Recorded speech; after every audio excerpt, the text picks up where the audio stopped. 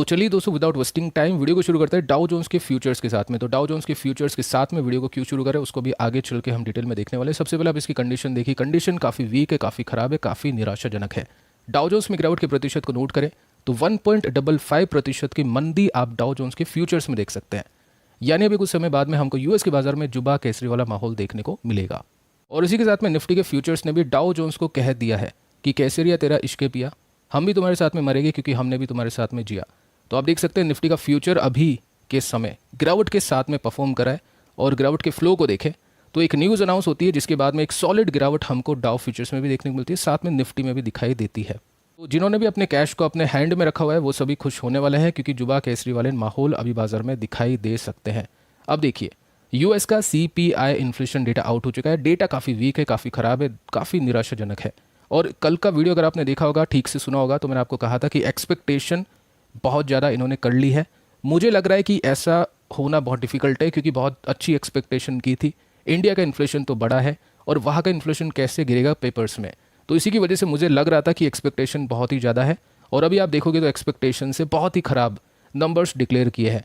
तो यहाँ पर एक्सपेक्टेशन की जा रही है कि अब एक जंबो फेड हाइक होगा, यानी बहुत बड़ी फेड की तरफ से रेट को हाइक होता हुआ देखने को मिलेगा। क्योंकि एनालिस्ट की एक्सपेक्टेशन को माने तो यहाँ पर आप देख सकते हैं इन्होंने डिक्लाइन एक्सपेक्ट की थी और बहुत ही बड़ी डिक्लाइन एक्सपेक्ट की थी। गैसोलीन के प्राइस, गैसोलीन मतलब वहाँ पर जो पेट्रोल होता है वो गैसोलीन होता है, मतलब गैस, पेट्रोल को वो गैस बोला करते हैं, सिंपल सा फंडा है।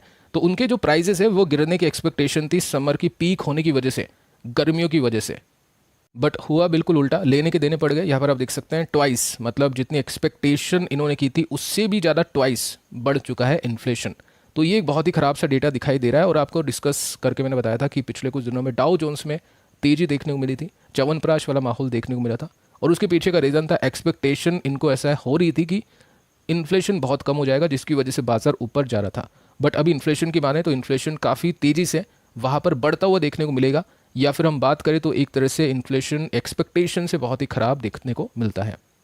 तो वहाँ पर दोस्तों सेंटिमेंट बहुत ही ज़्यादा नेगेटिव हो चुके हैं। बाजार आप सभी को पता है शॉर्ट टर्म में सेंटिमेंट के हिसाब से चलता है, न्यूज़ के हिसाब से चलता है। तो यहाँ पर आर्टिकल छप रहे हैं, जो बड़े बड़े एक्सपर्ट है वहाँ पे, इकोनॉमिस्ट हैं, वो बोल रहे हैं कि वर्स यानी बदतर, खराब से भी बदतर डेटा है और इसकी वजह से फेड हाइक हमको बहुत ज़्यादा देखने को मिलेगी। और जैसे ही डेटा आता है वैसे डॉलर बढ़ जाता है।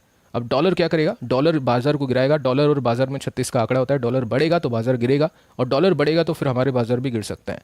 तो 75 बीपीएस का जो एक्सपेक्टेशन थी वो 90%, मतलब एक तरह से प्राइस्ड इन हुई थी। 10% लोगों को फिर भी लग रहा था कि 50% के साथ में बढ़ेगी। अब वो 10% लोग भी 75 मानेंगे कि 75 के साथ में बढ़ेगी और अभी बिकवाली करना शुरू कर देंगे बाजार ओपन होते ही। तो ये जो फंडा है बाजार की गिरावट के पीछे का है, जो कि अभी हमको कुछ समय बाद देखने को मिल सकती है। तो जो cup and handle breakout Nifty को मिलने वाला था, तो उसकी जो एक्सपेक्टेशन है वो अभी काफ़ी कम है। मतलब उसको डिनाई नहीं कर सकते हैं कि ऐसा होगा ही नहीं। क्यों? क्योंकि इंडिया में चलो इतना ज़्यादा नहीं बढ़ा है जितना यूएस में बढ़ा है, लेकिन फिर भी दोनों कंट्रीज़ इंटरलिंक है और इसकी जो एक्सपेक्टेशन अब हमको थोड़ी सी लेट करनी चाहिए, थोड़ा सा इसमें समय लग सकता है। बट अगेन कहना चाहूँगा, स्टॉक स्पेसिफिक बन जाइए। आपको काफ़ी बार डिस्कस करके बताया कि काफ़ी सारी कंपनीज़ है अभी नीचे के लेवल पे अवेलेबल है। बाजार नीचे भी गिरेगा, कोई दिक्कत नहीं है, उन सभी कंपनीज़ के स्टॉक्स में तेज़ी दिखाई दे सकती है अगर आप लेवल्स के हिसाब से काम करते हो तो। अब बात करते हैं दोस्तों एक कंपनी के बारे में जिसके लिए अभी सबसे ज़्यादा क्वेश्चन देखने को मिलेगी, सर इसमें तो ब्रेकआउट हो गया था बट अभी इसमें पिटाई क्यों चल रही है। कंपनी का नाम है एस्ट्रल पाइप्स। यहाँ पर आप कंपनी का नाम देख सकते हैं, शायद थंबनेल में मैंने लिख दिया होगा। और इसमें 2451 का प्राइस यहाँ पर आपको दिखाई देगा। और इसमें क्या हुआ था, ब्रेकआउट हुआ था। ब्रेकआउट को हम बिल्कुल एक फॉल्स ब्रेकआउट बोल सकते हैं क्योंकि ब्रेकआउट के अगले दिन तेज़ी होनी चाहिए थी। कायदे से ब्रेकआउट जब भी ट्रू माना जाएगा तो उसके बाद में क्या होता है, तेज़ी होती है। बट यहाँ पर अगले दिन तेज़ी नहीं, मंदी देखने को मिलती है। और मंदी के बाद में क्या हुआ था, जो पहले इसने सपोर्ट लिया वो पहले इस रेसिस्टेंस पे लिया, इस बिंदु के ऊपर। दूसरा आज इसने लिया 4-5% की गिरावट को देकर वो इस बिंदु पे लिया क्योंकि ये इसका एक रेसिस्टेंस था। अब इसके आगे वाले रेसिस्टेंस की बात करते हैं, जो इसके अगले सपोर्ट बन सकते हैं। वो एक ये वाली लाइन हो सकती है जो डॉट के साथ में आपको दिखाई देगी, और उसके बाद में ये वाली लाइन हो सकती है जो रिक्त स्थान के साथ में आपको दिखाई देगी। तो लेवल्स कौन से, 2320 का है, 2220 का है, ये अगले सपोर्ट्स इसके बन सकते हैं। तो अगेन कहना चाहूँगा कि अभी आपको इन्वेस्टमेंट करना है तो इस गिरावट में इन्वेस्टमेंट कर लेना, अगर आपको करना है तो, कंपनी पसंद है तो। क्योंकि कंपनी फंडामेंटली बहुत ही स्ट्रांग है, कंपनी मार्केट की लीडर है, वैल्यूएशन बाजार ने प्रीमियम पे दे रखी है, बाजार को कंपनी भी पसंद आती है और कंपनी की प्रॉफिट की ग्रोथ अच्छी हो सकती है। बट ये गलती मत करना कि जब बाजार भाग रहा है या कंपनी का स्टॉक भाग रहा है वहाँ पर आप फोमो बाइंग करो। बट उससे आप बचना। जैसे काफ़ी लोगों ने पहले भी गिरावट में इन्वेस्टमेंट करने के मौके मिस किए थे, फिर बाद में पछता के ऊपर के लेवल पे खरीदा होगा। इसीलिए शायद वो कमेंट करे कि सर ये गिर कैसे गया, क्योंकि मुझे लग रहा है कि जिसने नीचे खरीदा होगा मेरी तरह, उसको कोई दिक्कत नहीं होगी, क्योंकि मुझे कोई दिक्कत ही नहीं, ऊपर से कितना गिरेगा, थोड़ा बहुत गिर चुका है लेकिन नीचे से इतना भागा भी तो है। कमेंट अभी वही करे जो ऊपर के लेवल पे इसमें इन्वेस्ट हो चुके हैं। तो ये गलती आपको नहीं करनी। लेवल्स मैंने आपको बताई दिए, इसके ऊपर आप चाहे तो अपनी भी स्टडी कर सकते हैं, लेवल्स को आप भी चाहे तो देख सकते हैं। अब इसमें गिरावट के पीछे के रीज़न को डिस्कस कर लेते हैं। लेटेस्ट न्यूज़ है, कल के दिन की न्यूज़ है, यहाँ पर आप देख सकते हैं 12 तारीख आपको दिखाई दी जाएगी। लेटेस्ट न्यूज़ है जिसमें देखने को मिलता है कि एस्ट्रल लिमिटेड ने अलॉट किए स्टॉक्स अमलगमेशन के लिए। अब इसको थोड़ा सा डिटेल में पढ़ते हैं। बेसिकली अमलगमेशन का मतलब होता है समामेलन या फिर एकीकरण। दो कंपनीज मिक्स हो जाती है, एक हो जाती है, दोनों के स्टॉक्स ट्रांसफर होते हैं, मतलब जो पेरेंट कंपनी होती है वो स्टॉक्स प्रोवाइड करती है, अलॉट करती है। अब एक कंपनी है जिसका नाम आप देख सकते हैं, यहाँ पर दिखाई देगा आपको, रेसिनोवा। ये केमिकल कंपनी है और ये कंपनी इस कंपनी की सब्सिडरी कंपनी है। और इसके साथ में एक और कंपनी है जिसका नाम है बायोकेम प्राइवेट लिमिटेड, जो कि पूरी की पूरी एस्ट्रल की कंपनी है, जिसके अंदर पूरी मतलब एक तरह से होल्डिंग एस्ट्रल के पास में है। रेसिनोवा की होल्डिंग कम है एस्ट्रल के पास में, लेकिन फिर भी सब्सिडरी है। तो यहाँ पर क्या है, अमलगमेशन हो रहा है दोनों कंपनीज के बीच में, एस्ट्रल के बीच में और ये जो कंपनी है रेसिनोवा केमिकल कंपनी, इसके बीच में। तो इसकी वजह से क्या किया था, इसकी वजह से एस्ट्रल ने स्टॉक्स अलॉट किए थे, दिए थे उस कंपनी को, जिसमें यहाँ पर आप नोट कर सकते हैं कितने स्टॉक्स यहाँ पर अलॉट किए जा चुके हैं। 5,32,500 स्टॉक्स यहाँ पर आज के दिन अलॉट किए जा चुके हैं। तो ये इसकी वजह से गिरावट आपको देखने को मिली है। मेरे हिसाब से ये टेम्पररी इशू है, मतलब इशू तो चलो बोल नहीं सकते, टेम्पररी रीज़न है गिरावट का। और कंपनी में आप बिल्कुल इन्वेस्टमेंट करने के मौके देख सकते हैं अगर यहाँ से और स्टॉक पिटता है तो। अगर नहीं पिटता है, ऊपर ही जाता है, तो कुछ मत करिएगा, क्योंकि फिर वहाँ पे फॉर्म बाइंग होगी। एक्सपेक्टेशन का बबल वैसे ही बन रहा है, वैल्यूएशन 100 पार हो चुकी है, तो नंबर से इसको अच्छे डिलीवर करने पड़ेगा, नहीं तो बाद में पिटेगा। तो ये सारी चीज़ें आपको इसमें ध्यान रखनी है। बाकी अगर आपको पिटे पिटाई स्टॉक्स में इन्वेस्टमेंट करना है तो प्रिंस पाइप स्टॉक का नाम है, अच्छी खासी पिटाई के साथ में परफॉर्म करा है, और जो पिटता है वो आगे जीतता भी है। ये पॉइंट आप देखिए, हर एक स्टॉक की पिटाई होती है और उस पिटाई में हमको इन्वेस्टमेंट उनमें करना चाहिए।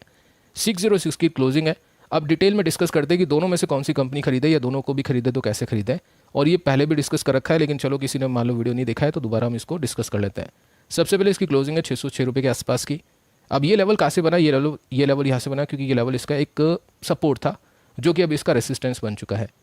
पहले इसका 600 रुपये का सपोर्ट था, अब इसका रेसिस्टेंस है, क्योंकि ये ब्रेक करके 550 के सपोर्ट को इसने लिया था। सपोर्ट इसमें कितने गैप्स के, हर 50 रुपीज़ के गैप्स में स्मॉल सपोर्ट्स हैं। बिग सपोर्ट्स की बात करें तो हर 100 रुपीज़ के गैप्स में इसमें बिग सपोर्ट्स है। अब अगर हम इसके रिटर्न्स को देखें तो ये नोट करिए 15 मई 2020 में इसने इसी के आसपास इसने बॉटम बनाया था। उसके बाद में नवंबर तक ये अपना टॉप बना चुका था, और इसमें तेजी का प्रतिशत कितना था, 900%, यानी पैसा 10 गुना हो गया था। मतलब 10 गुना इमेजिन कर सकते हैं, मतलब कितना पैसा इसमें बनाया बहुत ही कम समय में। 1 साल के अंदर पैसा उतना हो चुका है जो कंपनी 10-10 साल लगा देती है जितने रिटर्न्स आपको निकालने के लिए। अब एक बार हम इसके मार्केट कैप को देखेंगे, 6,000 करोड़ का मार्केट कैप है। वैल्यूएशन की बात करें तो 27 की है। इट मीन्स बाजार ने इसकी वैल्यूएशन को थोड़ा सा कम दे रखा है। उसके पीछे का रीज़न 2 हो सकते हैं। एक तो इसकी ग्रोथ बाजार को हो सकता है स्लो लग रही हो आगे के कुछ क्वार्टर्स में, इन्फ्लेशन को देख के, प्रीवियस नंबर्स को देखकर। और एस्ट्रल की बात करें तो एस्ट्रल में वैल्यूएशन अच्छी खासी है, क्योंकि वो मार्केट का लीडर है, उसका ट्रैक रिकॉर्ड पहले से ही है। तो ये पॉइंट हमने पहले भी डिस्कस किया था कि जिसकी वैल्यूएशन प्रीमियम पे है, जिसको बाजार पसंद करे, जिसको बाजार वैल्यू दे रहा है, उस कंपनी को आपको पहले वैल्यू देनी है। दोनों स्टॉक गिरावट के साथ में परफॉर्म कर रहे थे। जैसे यहाँ पर आप देख सकते हैं 1 साल का चार्ट है, जिसके अंदर दोनों स्टॉक कंटिन्यूसली नीचे जा रहे थे और दोनों स्टॉक्स नीचे गिरे थे। तब भी मैंने आपको यही बताया था कि पहले आप मार्केट लीडर के ऊपर प्रायोरिटी रखिए, उसके बाद में आप प्रिंस में इन्वेस्टमेंट करना। प्रिंस इमर्जिंग कंपनी है जिसमें रिस्क है, डेफिनेटली है। अब जैसे इसने ग्रोथ निकाली है, वैसी ग्रोथ की एक्सपेक्टेशन बाजार कर रहा है, और वो फुलफिल करना डिफिकल्ट हो जाता है कभी कभी कंपनीज़ के लिए। कभी कभी नहीं, जब ऐसी गिरावट आती है, इन्फ्लेशन आता है, तो छोटी कंपनीज वैसे भी उसको मैनेज नहीं कर पाती हैं। तो वही चीज़ अभी हमको इसमें दिखाई दे रही है। अब जो लीडर है वो ऊपर भाग गया, और जो इमर्जिंग है अभी के समय वो नीचे है। लेकिन अगर हम इसके लॉन्ग टर्म के रिटर्न को कंपेयर करें, यानी जब से रिलैक्सो नहीं, जब से प्रिंस पाइप की लिस्टिंग हुई थी, तब से लेकर एस्ट्रल के और प्रिंस के रिटर्न्स कैसे वो आप देख सकते हैं। प्रिंस के रिटर्न्स अच्छे हैं, क्योंकि प्रिंस काफ़ी ऊपर जा चुका है। एक बार हम प्रतिशत के टर्म्स में इसको देख लेते हैं। प्रिंस के 266% के, एस्ट्रल के 190% के। एस्ट्रल अगर थोड़ा सा भी ऊपर जाता है तो इसको मैच कर लेगा। लेकिन आप ये देखिए, मतलब जब भागेगा तो प्रिंस पाइप के अंदर ज़्यादा ग्रोथ मिलेगी, क्योंकि इसका मार्केट कैप बहुत ही कम है। एक 6,000 करोड़ का मार्केट कैप है, एक 40,000 करोड़ का मार्केट कैप है। दोनों में डिफरेंस देखने को मिलता है, बिल्कुल 40 नहीं, अब तो ये 50,000 करोड़ का मार्केट कैप हो चुका है एस्ट्रल का। और वैल्यूएशन की बात करें तो 98 के आसपास है, इसकी 27 के आसपास है। तो समझ जाइए बाजार ने किसको ज़्यादा वैल्यू दे रखी है और आपको किसको ज़्यादा वैल्यू देनी है, और किसमें आपको कम इन्वेस्टमेंट करके चलना है। तो बीटन डाउन में लॉन्ग टर्म के लिए खरीदारी करनी है, शॉर्ट टर्म के लिए नहीं, क्योंकि ये मोमेंटम स्टॉक अभी नहीं है। मोमेंटम होता है जब ये अपर बॉटम बनाता है, वो ऊपर जाएगा, उसको मोमेंटम बोलेंगे, तब उसके लिए अभी और बाकी स्टॉक्स है, जैसे कैंपस है, टाटा एलेक्सी है, और भी काफ़ी सारे स्टॉक्स हम डिस्कस कर चुके हैं कल के लास्ट वाले वीडियो में। आपने नहीं देखा तो आप उसको भी देख सकते हैं। और ये जो स्टॉक है वो है लॉन्ग टर्म के लिए, जिसमें आप अभी खरीदारी करें तो अभी आपको जस्ट एक्सपेक्टेशन नहीं करनी कि मैंने अभी खरीद लिया और ये अगले हफ्ते में या अगले महीने में चलना चाहिए। चल जाएगा, बड़ी बात है, या कोई बड़ी बात नहीं है, क्योंकि कंपनी के नंबर्स अच्छे आते हैं अगर अगले कुछ क्वार्टर्स में तो भाग जाएगा, लेकिन हमारी एक्सपेक्टेशन थोड़ी सी रियलिस्टिक होनी चाहिए जिस हिसाब से इसने पास्ट में रिटर्न्स प्रोवाइड किए हैं। तो लॉन्ग टर्म के लिए खरीदारी करनी है तो बहुत ही अच्छी कंपनी है, अच्छे लेवल पे आ चुकी है, अब एस्ट्रल ऊपर है, उसमें फोमो दिखाई दे रहा है, उसमें ग्रीड दिखाई दे रही है और इसमें भी फियर दिखाई दे रहा है। तो फियर में अगर आपको इन्वेस्टमेंट करना है, जो कि करना चाहिए, तो लेवल आप देख सकते हैं 550 का लेवल है, 600 से लेकर 550 के बीच में बिल्कुल आप इन्वेस्टमेंट करिए। जैसे कल मान लो बाजार गिरता है, इसमें 550 के आसपास के लेवल्स दिखते हैं, तो बिल्कुल आप इसमें खरीदारी करने की चेष्टा कर सकते हैं। तो फिलहाल दोस्तों इस वीडियो में इतना ही। अगर आपको भी इसी प्रकार के चार्ट के ऊपर टेक्निकल स्टडी करनी या फिर आपको जीरो ब्रोकरेज के साथ में डीमेट अकाउंट ओपन करवाना है तो उसका लिंक आपको नीचे डिस्क्रिप्शन में कमेंट्स में अवेलेबल हो जाएगा, चाहे तो आप डीमेट अकाउंट ओपन करवा सकते हैं। और इससे पहले की वीडियोस की बात करें तो अभी जस्ट मात्र 2 वीडियोस अपलोड हो चुके हैं, कल के बाजार के लिए बहुत इंपॉर्टेंट है और इनके भी लिंक्स आपको नीचे डिस्क्रिप्शन में कॉमेंट्स में अवेलेबल हो जाएंगे। तो मिलते हैं अगले वीडियो में किसी और इन्फॉर्मेशन के साथ, तब तक के लिए बाय बाय दोस्तों।